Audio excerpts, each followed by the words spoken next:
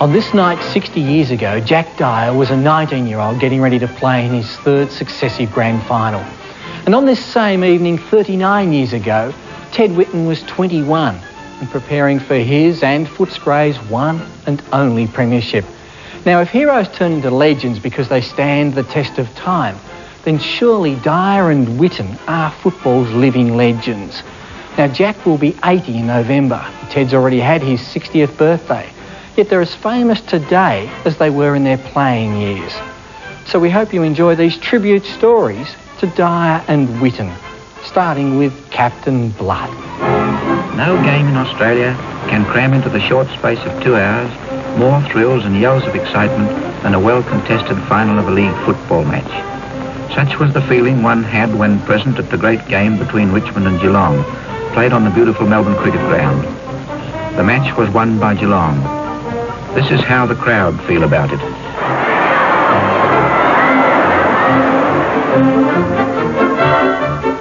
The newsreel commentator that day was probably too hysterical to notice a bandy-legged 17-year-old in his first season for Richmond. But then it had been an emotional year for the newsreels. What with Sydney about to get its harbour bridge, the death of Dame Nellie Melba, the madness over a nag named Farlap, and the worsening depression. But John Raymond Dyer remembers the final of 31 very clearly. He remembers being hit. He knocked a tooth out and split another one over here this side. I had a good set of teeth at that time too, and that messed them right up. That started. But I was down. I was crying just about. Crying, Jack? Just about. I was 17. You're allowed to cry when you're 17. Like, yeah, you know, when you're amongst them and you're allowed to cry. Well, the tears come to my eyes. Let's say that.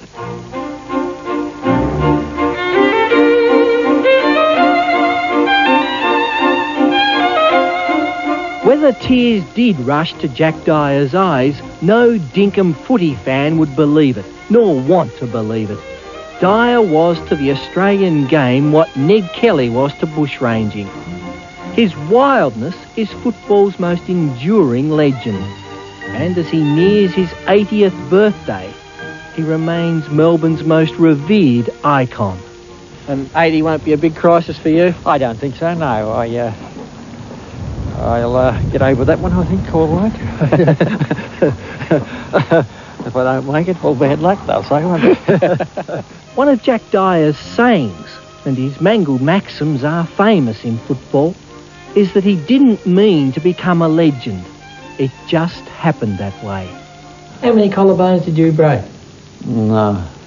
Well, they were all weak ones. They must have been. And in the Gospel according to Jack, he didn't actually mean to hit any of them. Now, the next pronouncement will rock the foundations of football's folklore. But Jack says his damaged knees, which he held together with bandages and pennies, rendered him unable to avoid his many victims. I could only run straight. I couldn't turn either way, so that's why I collided so much with people. They didn't know that. I collided with 3 of my own players. I put 2 of them in the hospital too, you know, because I couldn't pull up. But I used to have to warn them, now, don't keep in front of me. I can't pull up at top pace, and I can't turn off you, so be careful. So the whole reason for the most fearful legend in Australian football has been that I had to run straight, yeah. But wasn't that you were a violent No, man? I was a very nice fellow. I was very, very happy and very nice and a very good home kid and went to church on Sundays.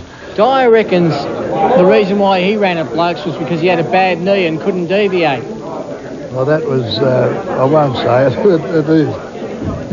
It's what? It's what? Bull dust. Is it? Yeah. He could have deviated, you think? Yeah. He didn't like deviating. That wasn't his caper. If you was in his way, well, bad luck, you got hit. Dodger Ryan is a fossil excavated from the same prehistoric age as Jack Dyer. Warriors who'd rather a fight than a feed. If you couldn't fight, well, it's no good playing league football. Last month in Melbourne, football's archaeologists dug up the last of the game's dinosaurs. The Dodger, Dyer himself, the Neanderthal Lou Richards and Jack Basher Williams for the launch of Dyer's book titled The Wild Men of Football, or Primates from Jurassic Park. A chance for this near-extinct species of lawless old ratbags to skite and to break a few more collarbones. Dyer and Richards, they're two stalwarts, aren't they? They're millionaires, though, but just the same. I wish they'd give me some of their money they've got. Not since Glenrowan Pub have so many bushrangers been cornered in one place. The wild men of old times and latter day, here to salute the wildest of all. It was 62 years that I first had my first game of league football on that little turf out there.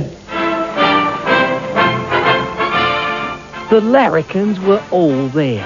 Mad Malcolm, Lethal Lee, the Kid, Old Hungry, and Teddy, of course, Gabbo of Gabbo's Run, and Crackers, he who drinks lolly water.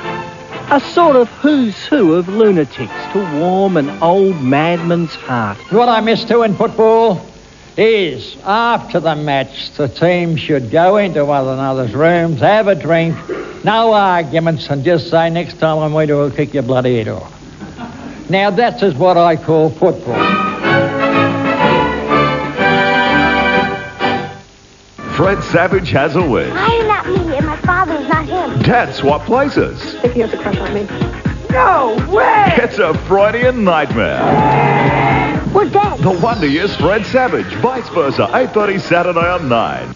We saw over the roof. We saw over the floor. We saw over the steps. We saw over the door.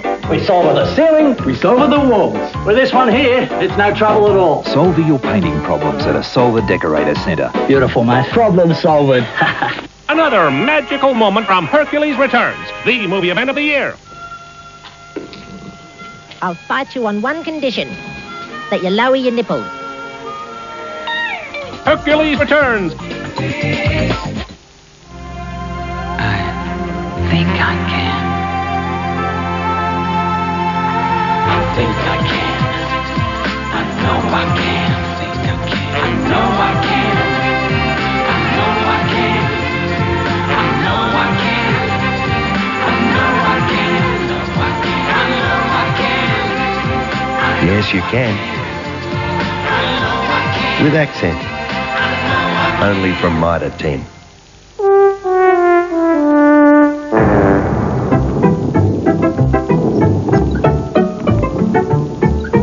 It's amazing what a cat can do on a can of kitty cat. All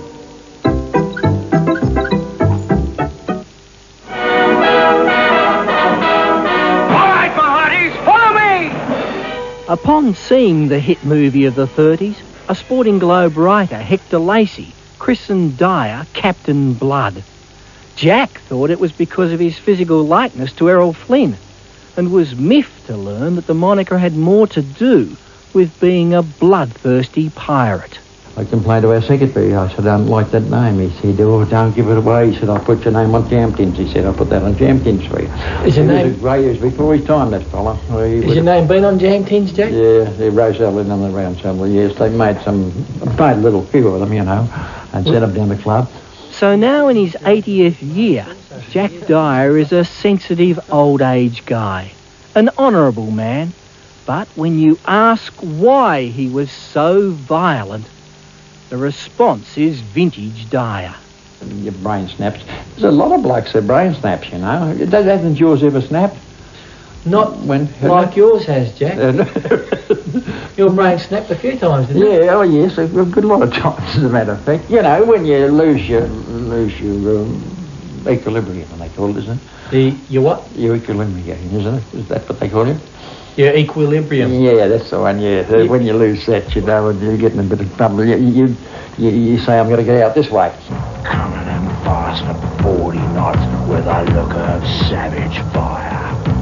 Captain Blood, the infamous Jack Dyer. Jack Dyer.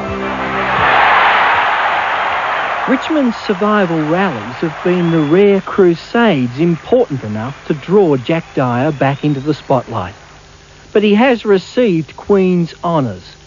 though his favourite royal remains the Marquis of Queensberry. And he loves Richmond, even in its decline. Can you watch Richmond when they're down the bottom? No, I can't. I cannot. I get worried. I just can't do it. That's all there's to it. There's no more. It spoils my night. Like, it spoils the day. It takes the day out of your life. If they get beaten? I don't even read the paper. That's how bad I am. 4 and 20 pies and cornies pasties. It's a rich golden pastry. Hoy! Hoy! Don't forget 'em, 4 and 20. Hoy! Hoy! Our lovely pie. Whether he was doing pie ads or as coach here at Richmond, where he once told his players to pair off into threes, Jack Dyer rewrote the language. And as a radio commentator, he was unique, once describing the octopus-like arms of Carlton ruckman Justin Madden as like two giant testicles. And though he gave up the radio 4 years ago, Jack's rambling commentaries are part of football folklore. And this year they've been immortalised in a television commercial for the company Sportsco. And the offcuts of that ad, the parts that don't even go to air, are a show in themselves. Yes, most of my stories are about violence, and... This is it. And action. Well, I had a milk shop once, and I was serving behind the counter. Take 2. Action. And the wife said to me, as I blinked in the eye, she thought I was blinking at the shielders coming in the shop. And she said, if you ever do that again, I'll put you right out in your head. I said, if you don't mind, umpire, please, and it became a saying right throughout the football world. If you don't mind, umpire, please. And it was one of those things, and it appeared a minute ago. One day I got stuttering with that one, and I went backwards, forwards, and upways and crossways, and I finished up getting a bit of it out, and I finished and the fellow with me, he said, I'll wait for you, Jack, keep going. And cut. Not bad for an old-timer whose media stardom began on cigarette cards. But there is one aspect of contemporary football that he can't come to grips with. Indeed, the mere mention of trial by video is fighting words to Captain Blood. With video, some players have got to lose their temper. Like, it's a contact game. Let's get on with it. But it's not a contact game. Well, just don't let them bump one another. That's all there is to it. But at the present time, it's going to be a contact game. You're going to have video catching you all the time because you're not going to be a perfect bump all the time. It's got to be one that's a little bit screwy now and again. You don't like the trial by video then? I reckon it's a bit of Russia they brought over here and it stopped here. Yeah, the whispering death they call it now.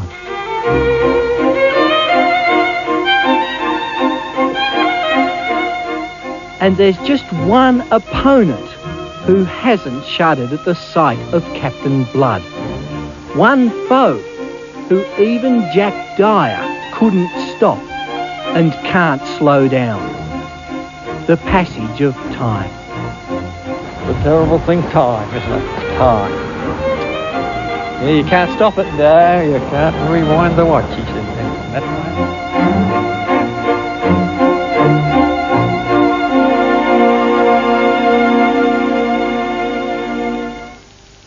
5:30 Sunday on 9. Easy can hit a kangaroo at 200 yards. A fun new British comedy.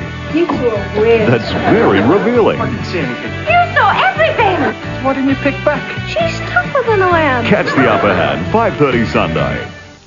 It's got more grunt, but it's not a Toyota. I'm going out to rescue somebody. I've got to get home. It's tough as nails, but it's not a Nissan. I reckon it's near bulletproof. It's spacious and comfortable, but it's not a Mitsubishi. You need to be able to walk when you get out of the thing, and I can do it in this. Break down on the Birdsville track, and you'll be very glad that Barnesy drives the four-wheel drive Ford Courier XL. Have you driven a Ford Courier lately? You got the whole world in your hand with MasterCard in your hand. You got a brighter future in your hands. If you're overseas and your MasterCard is lost or stolen, you can have it replaced in 48 hours through 1,600 Thomas Cook offices worldwide. You've got the whole world in your hands with MasterCard. Who put the extra taste into Whiskettes? Who of the bop and the bop, a bop, a bop. Whoop of the ram and the ram, ding dong. Whoop of the bop and the bop, she bop. Whoop of the dip and the dip, dip, dip. Whiskers has, by putting in more fish and meat and adding great new varieties like salmon and tuna with cheese. He made my baby fall in love with me. New Whiskers Whiskettes, the tastiest ever. Yeah. Heard the good news about frying? With Crisco canola oil, you can, because it's so low in saturated fat. Good news, it's the good news oil. With Crisco canola oil, it's all good news. Good news, it's the good news oil. Even the Heart Foundation approves. Good news, it's the good news oil. Crisco canola, the good news oil. Under pressure, Mr. Magic, the former Canberra kid, sends the ball through Jezza, 1970. The grand final's a big occasion in all our lives, and when it comes to a sense of the occasion, no one loves the game or the crowd more than E.J. Whitten. Stuck it right up them. That's what you did. You stuck it right up them. That's it. That's what you want. 92,000 people, and we won the title back there. That's the biggest thing, isn't it? Yeah. That's real big. And it was the stroke of genius playing those two full forwards up You there. said it wouldn't work. Well, it did, Ted. It did work, and everybody said it wouldn't work, and it did work. Doesn't EJ look worried at this stage? Followers of state football have never needed such things as scoreboards to know who's winning. Not when Victoria's playing. There's a far more engaging barometer, which ranges from bright red to purple, from boiling hot to explosive, from certifiable to a stretcher case. And Teddy's face says it all. When Victoria loses, he's grim. We were devastated, we were shell-shocked. There's the siren. The game's all over. And when the Vics win, even his humility is overpowering. Billy, he's the man. Come on, talk to him. Hey, you, come here. He's the man, Billy. Tell him, son. For those who've never heard of Ted Whitten, which means those who are mystified by the sight of 36 blokes in funny jumpers chasing a spherical ball around a paddock, well, he is Mr. Football. Lots of fun. Enjoy yourself today. Victoria boys are hard to beat when they come out to play. The limelight he enjoys today as Victorian chairman of selectors and as colourful commentator. But he was the game's greatest player, a larger-than-life gladiator who played a then-record 321 games and was a folk hero to Melbourne's western suburbs. Today he's still the most lovable larrikin in the game. G'day, Ted. Hello, Neil. How are you, son? The wide world of sports to the western suburbs, eh? Come on, Ted, I want to ask... feel it, son? I want to ask you a few questions. Ted, I want to ask you a few questions. Stand up, son. Be a man. Do you think you get the upper hand by shaking a bloke's hand like this? Well, the first thing you do is guard your hand, because you know when you shake hands, it's going to be a strong grip, and you've got to be, otherwise it'll be crushed. Yeah, this is where it all first happened, Neil. 16 years of age, just learning to shave, and this is where all the big men play their football. And I look around the rooms, all the memorabilia here and up here behind you. That's the Past Players Association. All the blokes that played here many years ago, they meet here every Saturday and have a few beers, and they kick goals an extra 50 yards, and they play an extra 100 games. And what year is that, Ted? 1961, Neil. Yeah, it's a 61 side made the grand final that year against Melbourne. Had a bit of plaster on the old wrist? Yeah, I had 7 broken wrists, and they finished up taking a bone out of my wrist. How many? 7 broken wrists, and they took a bone out. It was smashed to pieces. How could you break your wrist so often? Oh, falling from big heights. One such occasion when his wrist fell from a big height was a match against Collingwood. Footscray's coach, Charlie Sutton, had asked him to quieten a noisy nuisance. Sutton said, someone's got to fix Richards up. And it was just before half-time, and Lou was running around, did a fancy blind turn, ran right into an elbow. And it just sort of cracked his jaw a little bit, and he didn't come back after half-time. But before he left the ground, he said, I'll never ever forget you, kid. I'll get you. It's the last thing I do. But I didn't say that, because I couldn't have possibly said it.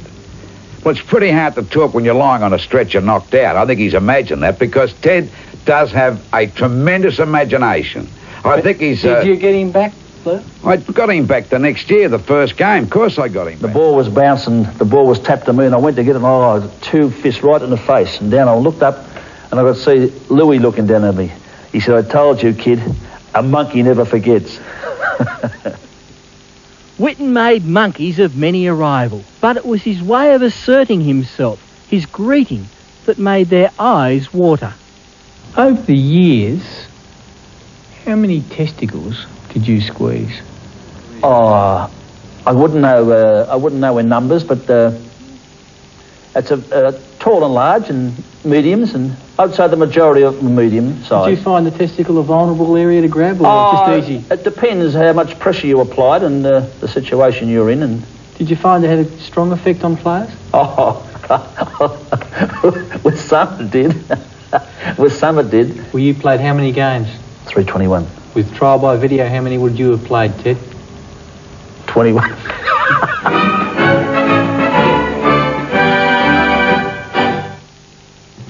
Coming up on Nightline, no let-up in Sydney's Olympic celebrations, preparations for the weekend's big football finals, and Russia's secret diamond hoard, big enough to flood the world market.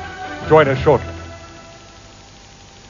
Another tender moment from Hercules Returns, the movie event of the year. Labbier tells me that you're looking for a new act for your nightclub. Well, look no further.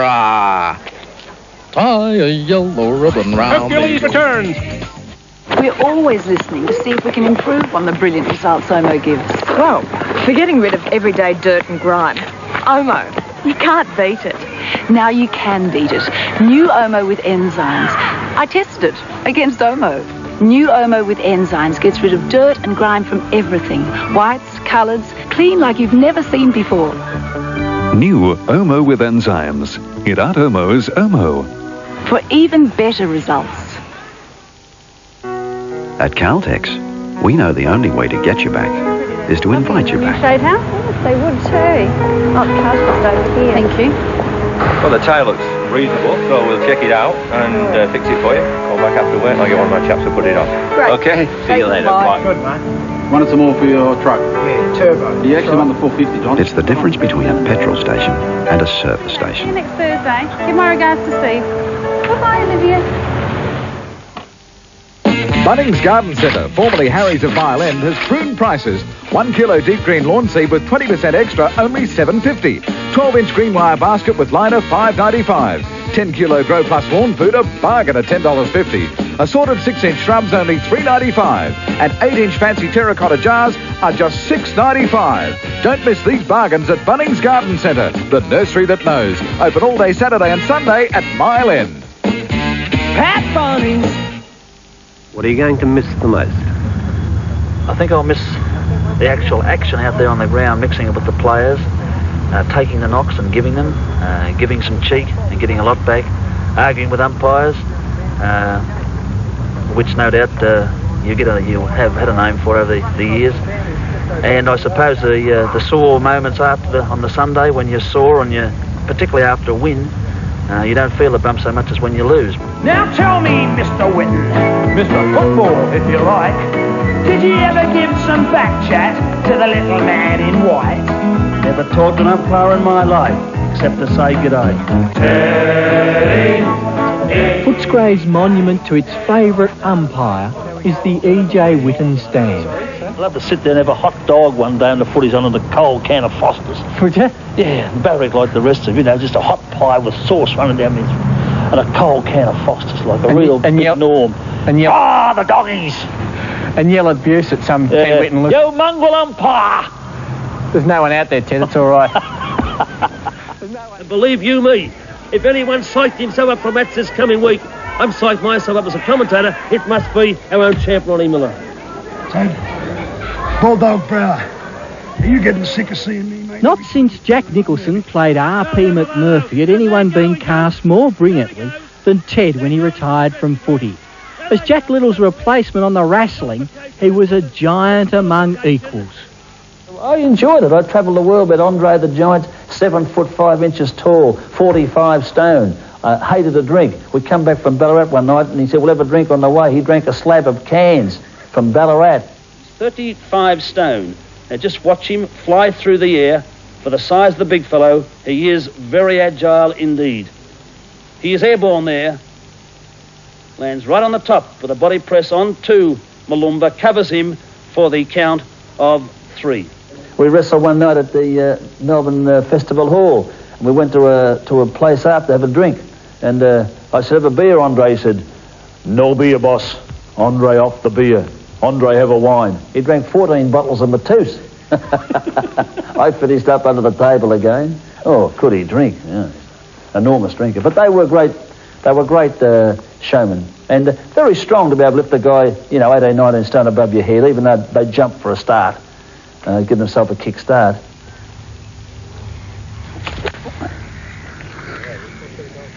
Ted's relaxation, if you call it that, is a hit and giggle with his son, Ted Jr. Golf with EJ is a safari. That's in the lake.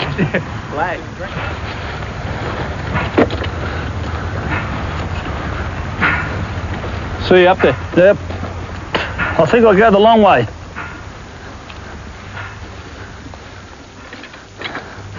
Jesus, what next am I going to do wrong here? Where's my ball? Across the other side. His health is as erratic as his backswing. Football immortal he may be, but in recent years he's been besieged by illness. Paget's disease, an ear disorder, anemia, bad back, an ulcer, a prostate operation, and on top of all that, a totally incurable case of infectious good humour.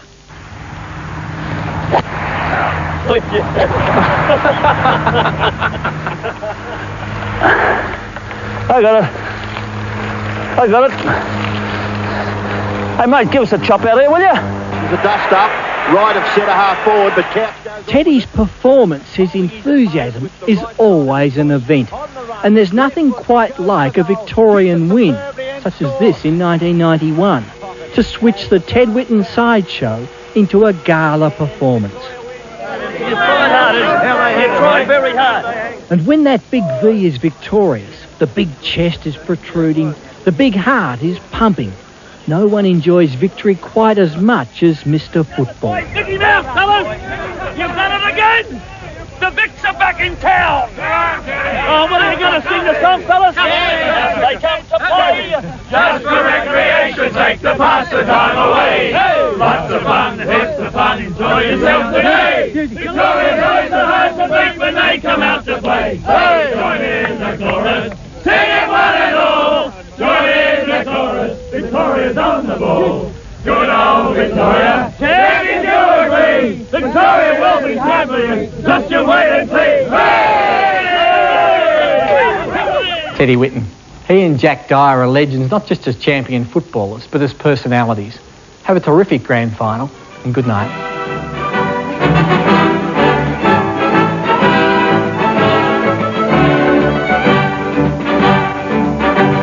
This has been another presentation of Nine's Wide World of Sports. Some of the best varieties are grown right here in South Australia. So regular fertilising, regular watering and regular mowing. It's an ideal spot for a family holiday or just a night away. Now that's Gardens Alive, 4:30 Saturdays on Channel 9.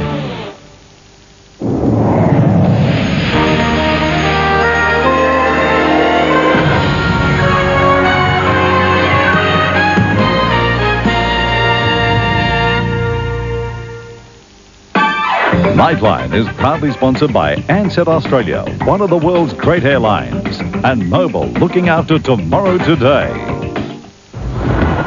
Celebrations continue after Sydney's Olympic victory. 5 Australian soldiers killed in a Malaysian road accident. And Russia's secret diamond stash, enough to flood the market and send prices plummeting.